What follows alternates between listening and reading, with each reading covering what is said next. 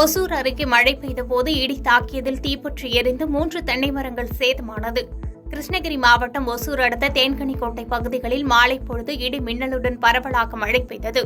அப்போது கொள்ளப்பள்ளி என்ற பகுதியில் மழையின் போது பலத்த சத்தத்துடன் இடி 3 தென்னை மரங்களில் இறங்கி தென்னை மரங்கள் தீப்பற்றி எரிய தொடங்கியது.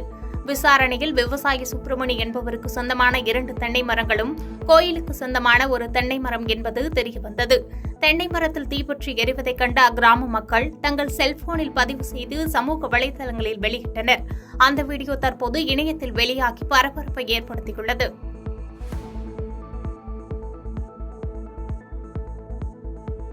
பாதகம் செய்பவரை கண்டால் நாம் பயங்கொள்ளலாகாது பாப்பா. மோதி மிதித்து விடு பாப்பா, அவர் முகத்தில் உமிழ்ந்து விடு பாப்பா.